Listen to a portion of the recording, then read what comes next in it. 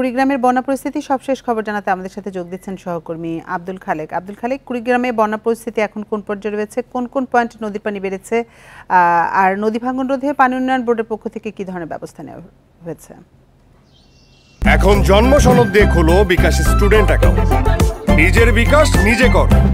জি, পানি কিন্তু কখনো কমছে কখনো বাড়ছে। এই ঘাস ব্রিজের মধ্য দিয়ে কিন্তু পরিস্থিতির তেমন কোনো উন্নতি হয়নি। এখন সকাল 6টায় আমরা পানি উন্নয়ন বোর্ড থেকে যে তথ্য পেয়েছি তাতে দেখা যাচ্ছে যে কুড়িগ্রামের চিলমারি পয়েন্টে ব্রহ্মপুত্র নদের পানি বিপদসীমার 19 সেন্টিমিটার উপর দিয়ে প্রবাহিত হচ্ছে এবং দুধকুমার নদের পানি পাটেশ্বরী পয়েন্টে বিপদসীমা বরাবর প্রবাহিত হচ্ছে।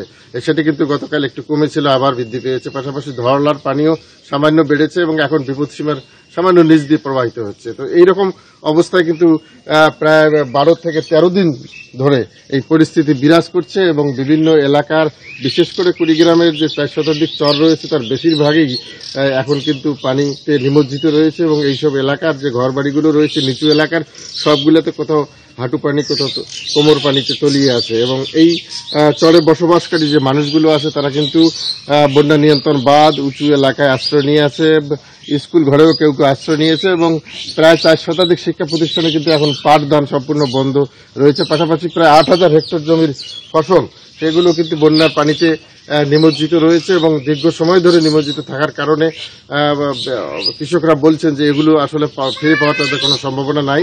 বিশেষ করে পাট ছাড়া অন্যান্য যে সবজি আছে, বীজতলা আছে, সেগুলো সম্পূর্ণরূপে নষ্ট হয়েছে। আমরা কৃষি বিভাগের সাথে কথা বলেছি, তারা জানিয়েছে যে ক্ষয়ক্ষতি নিরূপণের কাজ চলছে এবং 2-1 দিনের মধ্যেই পূর্ণাঙ্গ চিত্র পাওয়া যাবে যে কত কোটি টাকার ফসল নষ্ট হয়েছে।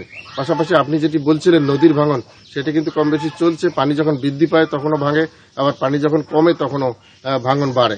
এইভাবেই কিন্তু প্রায় 20 থেকে 25টি পয়েন্টে নদী ভাঙন অব্যাহত রয়েছে এবং এখন পর্যন্ত সরকারি হিসেবে 5 শতাধিক পরিবার তারা গৃহহীন হয়েছে এবং গৃহহীনের সংখ্যা প্রতিনিয়ত বাড়ছে এবং যারা গৃহহীন হচ্ছেন তারা কিন্তু রাস্তায়, উঁচু স্থানে, ফাঁকা জায়গায় তাদের ঘর বাড়ি রেখে তারা অস্থায়ীভাবে আশ্রয় নিয়েছেন এবং এই প্রবল বৃষ্টি চলছে গত কয়েকদিন ধরে। সেই বৃষ্টিতে কিন্তু তাদের অবস্থা খুবই করুণ হয়েছে। তো এই ছিল কুড়িগ্রামের বন্যা পরিস্থিতির সর্বশেষ। কুড়িগ্রাম থেকে বন্যা পরিস্থিতির সবশেষ তথ্য জানাচ্ছিলেন সহকর্মী আব্দুল খালেক।